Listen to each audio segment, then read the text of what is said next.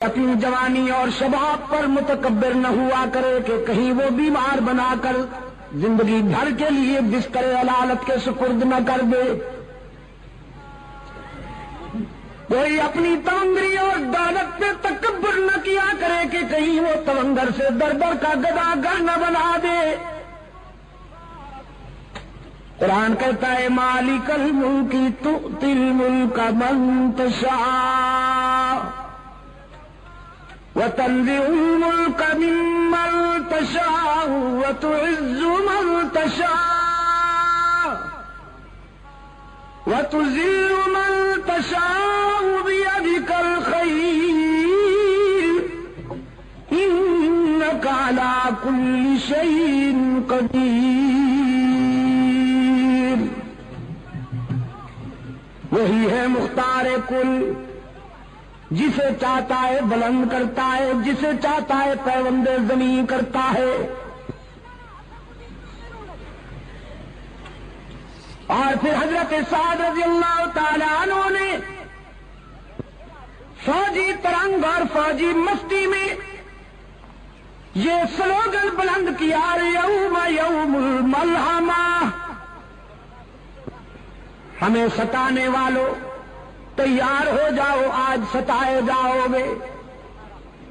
کل تمہارے ہاتھ میں تلوار تھی، ہماری گردنیں ہوا کرتی تھیں، آج محمد کے رضاکار آ گئے ہیں 10,000۔ آج ہماری تلوار ہوگی اور تمہاری گردنیں ہوں گی۔ ہوا کی لہروں نے حضرت سعد رضی اللہ تعالیٰ عنہ کا یہ جذباتی ماٹو بارگاہ رحمت تک پہنچایا۔ رسول اکرم صلی اللہ علیہ وسلم نے حضرت سعد کو اپنے پاس بلایا، فرمایا سعد تم کیا کہہ رہے ہو؟ عرض کیا اللہ کے رسول، میں اسلام کے دشمنوں کی حوصلہ شکنی کرتے ہوئے یہ کہہ رہا ہوں الیوم یوم الملحمہ، آج تصادم کا دن ہے، آج ٹکر کا دن ہے، آج انتقام اور بدلے کا دن ہے۔ رحمت للعالمین صلی اللہ علیہ وسلم کی آنکھوں میں رحمت کے موتی تیر آئے۔ حبیب کبریا صلی اللہ علیہ وسلم نے فرمایا سعد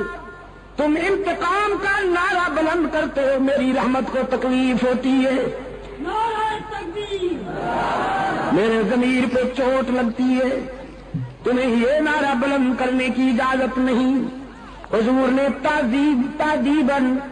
وہ پرچم لے کر ایک اور رضاکار کے حوالے کر دیا۔ صحابہ کرام نے عرض کیا اللہ کے رسول، ہمیں تو ان سنگ دلوں کا وہ ماضی یاد ہے کہ جب انہوں نے بلال کو گرم ریت پر لٹا دیا، جب ان آدم خوروں نے سمیہ کو مکہ کے چوراہے پہ 2 لخت کر دیا، ہمیں تو ان آدم خوروں کی وہ زیادتیاں یاد ہیں۔ رحمت عالم صلی اللہ علیہ وسلم نے فرمایا مجھے بھی یاد ہے، میں اچھی طرح جانتا ہوں، یہ شہر مجھے جانتا ہے، میں اس کے در و دیوار سے مانوس ہوں، یہ وہی گلیاں ہیں جن میں میرے لیے کانٹے بچھائے جاتے تھے، یہ وہی شہر ہے جس کے نوجوان میری ہوٹنگ کے لیے جلوس نکالا کرتے تھے، یہ وہی باشندے ہیں جو مجھ پہ سنگ باری کر کے مجھے لہولہان کر دیا کرتے تھے، یہ وہی مکان ہیں جن کی چھتوں پر عورتیں کوڑا کرکٹ لے کے میری انتظار کیا کرتی تھی۔ لیکن تم جانتے نہیں کہ میں یہ سارے ظلم سہنے کا عادی ہوں، یہ ستانے کے عادی ہیں، ہم معاف کرنے کے عادی ہیں، ان کے دامن پتھروں سے بھرے ہوئے ہیں، ہمارا ظرف عفو و درگزر سے معمور۔ شاید تمہیں وہ یاد نہیں کہ یہ ساری چوٹیں سہ کر میں بیت اللہ میں پہنچتا جبکہ میرے جسم سے خون بہ رہا ہوتا، جبکہ میرے پاؤں میں کانٹے چبھے ہوئے ہوتے، جبکہ میرے جذبات ان کے سنگین ناروں سے زخمی ہوتے، میں بیت اللہ میں جا کے کیا کہا کرتا تو تمہیں کچھ یاد ہے کہ نہیں؟ بیت اللہ میں جا کے عبداللہ کا یتیم اللہ کے حضور عرض کرتا میرے معبود اپنے محبوب کو زخمی دیکھ کر کہیں تیرا غضب جوش میں نہ آ جائے۔ تو نے دیکھا کہ ستایا گیا ہوں، تو نے دیکھا کہ سنگ باری کی گئی ہے مجھ پر، تو نے دیکھا کہ میرے جسم سے لہو ٹپک رہا ہے، تو نے دیکھا کہ مجھ پہ کوڑا پھینکا جا رہا ہے، تو نے دیکھا کہ میری کردار کشی کی مہم چلائی جا رہی ہے، سوشل بائیکاٹ کیا جا رہا ہے، لیکن میرے معبود میں تیرے در پہ اس لیے نہیں آیا کہ اپنے ستانے والوں کی ہلاکت و بربادی کی دعا کروں، میں تو تیرے در پہ اس لیے آیا ہوں کہ زندگی کے کسی مرحلے پر اگر ان کے مظالم اور ان کے ستم ہائے مسلسل کی وجہ سے یہ تجھ سے دعا کروں کہ خداوندہ انہیں تباہ کر دے، انہیں ہلاک کر دے، تو تجھے اس گھر کی عظمت اور میری محبت کا واسطہ کہ میری وہ ہلاکت والی دعا کبھی قبول نہ کرنا، اگر میں کہوں بھی تو انہیں ہلاک نہ کرنا۔ کوہاٹ کے دوستو، عزیز نوجوانوں، جنگ میں بڑے بڑے لوگوں کا اشتعال قابو میں نہیں آتا، بڑے بڑے لوگ اپنی عظمت فراموش کر بیٹھتے ہیں، لیکن رحمت عالم صلی اللہ علیہ وسلم کے اعتدال و توازن کا اندازہ کیجیے کہ میدان جنگ میں ایک کافر کی تلوار حضور پہ اٹھی، اللہ نے اپنے معبود کی حفاظت فرمائی، اس کا وار خطا گیا، اب رحمت عالم کی تلوار اٹھی، وہ کافر شمشیر رسالت کی زد میں تھا، اگلے لمحے وہ تلوار کافر کا سر قلم کر سکتی تھی، لیکن رحمت عالم صلی اللہ علیہ وسلم نے اپنی اٹھی ہوئی تلوار کو روک لیا، اپنے پیچھے کھڑے ہوئے اپنی مراد و مدعا فاروق اعظم کو اپنی تلوار دیتے ہوئے فرمایا، عمر تم اس سے نمٹو۔ فاروق اعظم رضی اللہ تعالیٰ عنہ عرض کرتے ہیں، اللہ کے محبوب میں تو اس سے نمٹ لوں گا، لیکن آج میں چاہتا تھا کہ میں نبی کی تلوار کے جوہر نبی کے ہاتھوں سے دیکھوں، آج میں انتظار کر رہا تھا کہ آپ کی تلوار سے کوئی کافر کٹ کے گرے تڑپے اور اس کی طرف دیکھ کر میں اپنے جذبہ حریت کو جلا بخشوں۔ رحمت عالم صلی اللہ علیہ وسلم اشکبار ہو گئے، فرمایا، عمر تم جانتے نہیں کہ نبی کا قاتل اور نبی کا مقتول دنیا میں سب سے بڑا بدنصیب ہوتا ہے، جو کسی نبی کو شہید کرے وہ بھی دائمی جہنمی، جو کسی پیغمبر کے ہاتھوں سے مارا جائے وہ بھی دائمی جہنمی۔ تو میرے عمر میں انسانوں کو جہنم سے نکالنے آیا ہوں، جہنم میں دھکیلنے تو نہیں آیا۔ میں چاہتا ہوں کہ نہ کوئی ایسا بدنصیب ہو کہ اس کے ہاتھوں سے میں مارا جاؤں، نہ کوئی ایسا بدنصیب ہو کہ وہ میرے ہاتھوں سے مارا جائے۔ ارباب علم و دانش، حد نہیں ہو گئی، حد نہیں ہو گئی شفقت اور رحمت کی کہ پوری 23 سالہ عسکری زندگی میں کوئی ایک انسان بھی براہ راست رسول اللہ کی تلوار سے نہیں مارا گیا، کوئی ایک بھی انسان۔ میرے آقا نے اپنے رضاکاروں سے فرمایا، یہ نعرہ بلند کرنے کی اجازت نہیں، آج میں ان کے لیے وہی جذبات لایا ہوں جو میرے بھائی کے حضرت یوسف کے جذبات تھے کنویں میں ڈالنے والے مہربانوں کے لیے، آج میں بھی ان کے لیے وہی کہتا ہوں جو میرے بھائی یوسف نے کہا، لا تثریب علیکم اليوم، آج تمہیں تمہارے ماضی پر شرمندہ بھی نہیں کیا جائے گا، تو تم بھی جاؤ مکہ کی گلیوں میں جا کے، مکہ کے ہر دروازے پہ جا کے میرا پیغام پہنچاؤ، الیوم یوم المرحمہ، آج بدلے اور انتقام کا دن نہیں، آج عبداللہ کا یتیم تمہیں معاف کرنے کے لیے آیا ہے، آج آمنہ کا لال تمہیں دامن رحمت میں چھپانے کے لیے آیا ہے، ڈرتے کیوں ہو؟ تم نے اپنے دروازے بند کر لیے ہیں، شہر چھوڑ رہے ہو، تمہارے جسم پر لرزہ طاری ہے، ذرا باہر آ کے دیکھو، آج مکے میں فاتح بن کے آنے والا کوئی مادہ پرست شہنشاہ نہیں، آج فاتح بن کے آنے والا محبوب کبریا ہے، وہ انتقام کے جذبات نہیں لایا، وہ درگزر کے جذبات لایا ہے۔ رسول اکرم صلی اللہ علیہ وسلم نے اپنے غلاموں سے فرمایا، جا کے بچوں سے کہہ دو ڈرنے کی ضرورت نہیں، محمد عربی تمہیں یتیم بنانے نہیں آیا، جا کے بیٹیوں سے کہہ دو میری بیٹیوں ڈرو نہیں، تمہاری آبرو پہ کوئی شبخون نہیں مارے گا،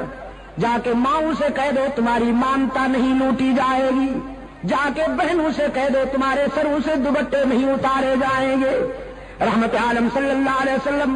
دختر انسانیت کے سر سے دوپٹے اتارنے نہیں آیا، اترتے ہوئے دوپٹوں کو سنبھالنے کے لیے آیا ہے۔ کیوں کوہاٹ کے روشن ضمیروں،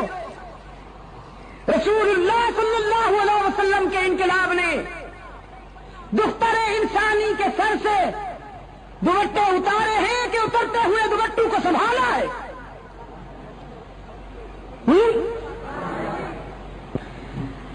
اور دور حاضر کا مستشرق، جدید مفکر، اے کاش کہ اسے اتنا پانی ملتا کہ وہ ڈوب کے مر جاتا۔ جب وہ اسلام پر اعتراض کرتے ہوئے یہ کہتا ہے کہ اسلام نے تو میدان جہاد میں، میدان جنگ میں انسانوں کا خون بہایا، عورتوں کی بے حرمتی کی، لیکن وہ خود دیکھے کہ انہوں نے عورت کو کیا مقام دیا ہوا ہے۔ مغربی سوسائٹی کی عورت کھلونا بن کے رہ گئی ہے، اس کو عورت کہتے ہوئے بھی حیا آتی ہے، لیکن رحمت للعالمین صلی اللہ علیہ وسلم کے انقلاب نے عورت کو یہ مقام عطا فرمایا۔ حضور نے فرمایا عورت بیٹی ہوتی ہے، بہن ہوتی ہے، بیوی ہوتی ہے اور ماں ہوتی ہے، ڈانسر نہیں ہوتی۔ اور جب ڈانسر بن جاتی ہے تو وہ عورت نہیں رہتی، پھر غلاظت کا مجسمہ ہو جاتی ہے، پھر وہ بدبو کا ٹینک ہوتی ہے، دنیا کی بدترین شے بن جاتی ہے۔ یہ چار مقدس رشتے ہیں عورت کی فطرت میں، بیٹی، بہن، بیوی اور ماں۔ رحمت عالم صلی اللہ علیہ وسلم نے فرمایا عورت جب بیٹی ہوتی ہے تو اس کے سر پہ عفت کی چادر ہوتی ہے، عورت جب بہن ہوتی ہے تو اس کے سر پہ عصمت کا دوپٹہ ہوتا ہے، جب یہ بیوی ہوتی ہے تو اس کے جذبات میں وفا کی بلندیاں ہوتی ہیں، جب یہ ماں بنتی ہے تو اس کے قدموں میں جنت ملتی ہے۔ مشرق و مغرب کے مفکرین کی تعلیمات میں آپ کو اس مظلوم جنس کے لیے یہ احسان کہیں نہیں ملے گا، یہ معیار کہیں نہیں ملے گا۔ میرے عزیز دوستوں، انقلاب رحمت، رسول اللہ کے انقلاب رحمت نے دوپٹے سنبھالے ہیں۔ ایک مشرق کی بیٹی، خود بھی مشرقہ بنت مشرق، بارگاہ رسالت میں جنگی قیدی بن کے آتی ہے۔ حاتم طائی کی بیٹی تھی، اپنے دور کا بہت بڑا سخی گزرا ہے حاتم طائی۔ ایک مرتبہ شہید کربلا حضرت حسین رضی اللہ تعالی عنہ نے فرزند حاتم سے کہا جب وہ مسلمان ہو چکا تھا کہ میں نے سنا ہے تیرا باپ بہت سخی تھا۔ حاتم کا بیٹا کہنے لگا حسین واقعی سخی تھا، میرا احترام کر، میں بڑے سخی باپ کا بیٹا ہوں۔ حضرت حسین مسکرائے اور فرمانے لگے میرا بھی احترام کر، میں بڑے سخی نانے کا نواسا ہوں۔ حاتم کا بیٹا کہنے لگا حسین میرا باپ اتنا سخی تھا کہ اس کے گھر کے 10 دروازے تھے اور مانگنے والے کو ہر دروازے سے کچھ نہ کچھ مل جایا کرتا تھا۔ حضرت حسین رضی اللہ تعالیٰ عنہ فاتحانہ انداز میں مسکرائے اور فرمانے لگے تیرے باپ کے گھر میں دروازے تو 10 تھے لیکن تھے اتنے کمزور کہ سوالی کو ایک دروازے کے بعد دوسرے دروازے کی ضرورت پڑتی تھی، پھر تیسرے پہ جانا پڑتا تھا، پھر چوتھے، پانچویں، چھٹے، ساتویں، آٹھویں، نویں اور 10ویں دروازے کی ضرورت پڑتی تھی۔ میرے نانے کے در پہ جو سوالی جاتا میرے نانا تو اس کو ایک در پہ پہنچا دیتے اور وہ دروازہ اتنا مکمل بھرپور تھا کہ جس سوالی کو وہ در مل جاتا تھا پھر زندگی بھر کے لیے کسی دوسرے دروازے کی حاجت ہی نہیں رہا کرتی تھی۔ وہ در بڑا مکمل ہے اور وہ انسان بڑا خوش نصیب ہے جسے وہ در میسر آ جائے۔ اقبال اسی لیے کہتا ہے کہ وہی سجدہ ہے لائق اہتمام کہ ہے جس سے ہر سجدہ تجھ پر حرام۔ تو میں عرض یہ کر رہا تھا کہ وہ بنت حاتم رسول اللہ صلی اللہ علیہ وسلم کی خدمت میں حاضر ہوتی ہے، اس کے سر پہ چادر نہیں۔ رسول اللہ صلی اللہ علیہ وسلم نے اپنی چادر ایک رضاکار کو دیتے ہوئے فرمایا کہ جاؤ اس بچی کے سر پہ چادر ڈال دو۔ رضاکاروں نے عرض کیا اللہ کے رسول مشرکہ ہے، اس کا باپ سخی تو تھا لیکن مشرک تھا، دشمن کی بیٹی ہے، تو ہم آپ کی مقدس چادر ایک کافرہ عورت اور دشمن کی بیٹی کے سر پہ ڈالیں؟ رحمت عالم نے فرمایا بیٹی بیٹی ہوتی ہے، دوست کی ہو یا دشمن کی۔ میرے ہاں معیار یہ نہیں ہے کہ دشمن کی بیٹی ہو تو اس کی رسوائی برداشت کی جائے، اپنے کی بیٹی ہو تو اس کی عزت افزائی کی جائے۔ میرے ہاں معیار یہ ہے کہ جس طرح میں اپنی بیٹی کے لیے چاہتا ہوں کہ اس کا سر کبھی برہنہ نہ ہو، میری رحمت کا تقاضا ہے کہ میرے دشمن کی بیٹی کا سر بھی کبھی برہنہ نہ ہو۔ سرکار دو عالم صلی اللہ علیہ وسلم کی چادر اس بچی کے سر تک پہنچی، رضاکاران مصطفیٰ نے وہ چادر جا کے اس کے سر پہ ڈالی ہے تو روتی ہوئی رسول اللہ کی خدمت میں حاضر ہوئی۔ اللہ کے رسول صلی اللہ علیہ وسلم نے فرمایا بیٹی میں نے سنا ہے کہ تیرا باپ بڑا سخی تھا، تو آج میں تیرے باپ کی نیک نامی کی وجہ سے تجھے آزاد کرتا ہوں، جاؤ تم آزاد۔ وہ بیٹی کہتی ہے اللہ کے رسول دریائے رحمت جوش میں ہے تو میں اکیلے آزادی کیوں قبول کروں؟ یہ میرے قبیلے کی عورتیں میرے ساتھ آئی ہیں، پہلے انہیں آزاد کیجئے پھر میں آزادی قبول کروں گی۔ رحمت عالم صلی اللہ علیہ وسلم مسکرائے، فرمایا ماشاء اللہ صحیح نسل ہو اپنے باپ کی، جاؤ تمہیں تیرے باپ کی وجہ سے اور ان کو تیری انسانی ہمدردی کی وجہ سے آزاد کرتا ہوں، تم سب آزاد۔ قبیلہ طے کی عورتیں جب آزادی کا اعلان سنتی ہیں اور اگلے لمحے وہ ساری عورتیں رسول اللہ صلی اللہ علیہ وسلم کے اسلام کے حلقے میں تھیں، ان کی زبان پہ کلمہ اسلام مچل رہا تھا۔ رسول اللہ صلی اللہ علیہ وسلم کی سیرت طیبہ اور حضور کی ولادت،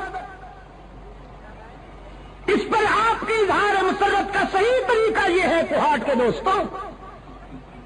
کہ اپنے اندر کردار کی وہ بلندیاں پیدا کیجئے کہ تلوار اٹھانے کی ضرورت ہی نہ پڑے، تیاری کیجئے۔ حکم ہے اعدوا لهم ما استطعتم من قوة ومن رباط الخيل، اتنی تیاری کیجئے کہ آپ کے دشمن کے حوصلے پست ہو جائیں، لیکن سب سے زیادہ توجہ کردار پہ دیجئے۔ آپ نے اگر اپنے اندر وہ کردار پیدا کر لیا تو انشاءاللہ اسلحہ وہ کام نہیں کرے گا جو آپ کا کردار کام کرے گا۔ میں شیخ الحدیث حضرت مولانا محمد زکریا رحمت اللہ تعالی علیہ کے والد گرامی کا ایک واقعہ بیان کیا کرتا ہوں دوستوں کی خدمت میں۔ بہت سے دوست آج اس اجتماع میں نئے ہیں،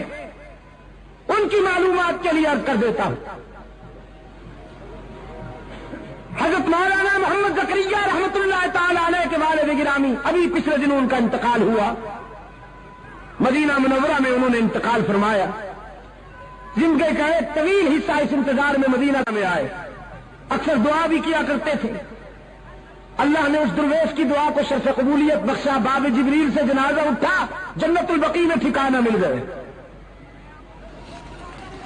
ان کے والد گرامی سے حضرت مولانا محمد یحییٰ رحمت اللہ تعالی علیہ، ان کے زمانہ میں ایک ہندو مسلم فساد ہوا، سوچ کر میں نے تجھے تیرا پرس واپس کر دیا، جاؤ اپنا کام کرو۔ نسبت بڑی بات ہوتی ہے عزیز دوستو۔ 18 ہندو مولانا سے عرض کرتے ہیں ہم نے سوچا جب غلام اتنا سچا ہے اس کا آقا کتنا سچا ہوگا، ہم فیصلہ کر کے آئے ہیں کہ ہمیں بھی اسی کا غلام بنا دیجئے جس کی غلامی نے آپ کو حق و صداقت کی یہ بلندیاں عطا کی۔ مولانا کے ہاتھ پر انہوں نے کلمہ پڑھا، اسلام قبول کیا. کہنے لگے مولانا عدالت کا وقت ابھی ختم نہیں ہوا، چلیے ذرا. اب کیونکہ ہم مسلمان ہو گئے ہیں، فرض ملکیت ہمارے پاس ہے، مثل عدالت میں موجود ہے، ہم بیان دیتے ہیں کہ زمین مسجد کو ملنی چاہیے. عدالت میں آ کے انہوں نے بیان دیا کہ اب چونکہ ہم مسلمان ہو چکے ہیں، اس زمین کے اصل مالک ہم ہیں، تو آپ یہ زمین مسجد کے نام الاٹ کر دیجیے. اس نے مصر کو معائنہ کیا تو دیکھا کہ واقعی یہی لوگ اصل مالک تھے زمین کے. زمین مسجد کے نام الاٹ ہو گئی. مولانا محمد یحییٰ رحمۃ اللہ علیہ سنجیدگی کے ساتھ باہر آئے اور اپنے جذباتی سر پھرے دوستوں سے فرمانے لگے یحییٰ نے جھوٹ نہیں بولا تو یحییٰ کے خدا نے یحییٰ کا دین بھی بچا لیا، زمین بھی عطا کر دی.